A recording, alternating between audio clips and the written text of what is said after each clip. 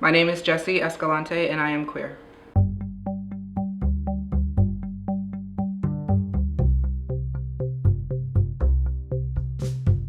Well, first off, I'm an only child, and second, I'm adopted, which I think makes this a very unique situation. I go back and I question myself sometimes, even though it's hard not to. It comes across my mind, a lot of times. How can I be an only child and second, be adopted and still have this unconditional love? One can argue that your mom is your mom regardless, but it's just something that I have to go back and think about. That's why I am so grateful to have her in my life.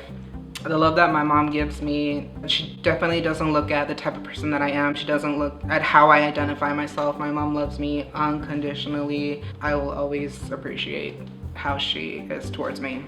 When I was younger, I was actually bullied and made fun of for having gray hair and being overweight as opposed to being homosexual. I was always outcasted. I was always being picked on. I was always being called fatso, saying at least I don't have gray hair, or just the name calling was what made it worse, really. It was definitely hard coping with because the only thing I did to try and overcome it was just going back home and locking myself in my room and cry. Another step in coping with it was just realizing that words are just words and they really can't hurt you. I came from a very small town, Washington State, where our population wasn't really that high. Being kids, at that time, I didn't even know what being a homosexual or being LGBTQ was. I was just more busy focusing on playing outside and all of that. I started kind of figuring out that I wasn't attracted to females as much as I was attracted to men.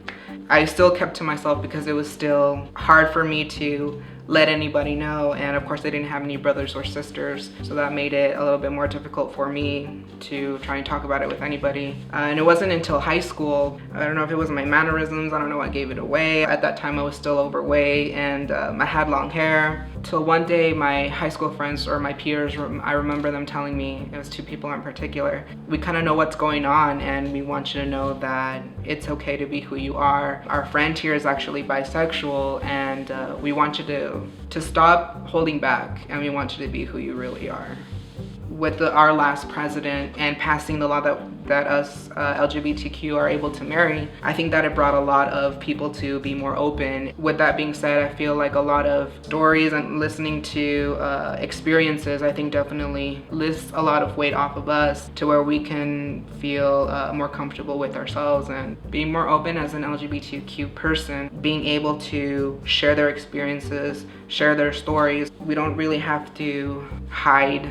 I think that our words are finally able to be spoken. I think that we can finally be heard. Surround yourself by people who you know you can be 100% yourself with. Surround yourself with people who you can trust, and surround yourself with people who you can confide in. But RuPaul even said himself, we as gay people, we get to choose our family, and I stand by that 100%. And by saying that, be prepared. Plan ahead. I know that it's not always gonna be 100% what you would want it to be. I wish that there was definitely more people, or family members in this case, like my mom, who have 100% understanding. I think the world definitely needs more people like that. Families, parents, or anyone close to you in that matter that has ever had the thought run across their mind that their loved one might be different, definitely need to hear this out. We're in 2017. We need to be more open-minded about the situation. We have to better educate ourselves about what's going on. They need to know that we aren't strangers. We don't want you to treat us any different. And I think family is the most important thing.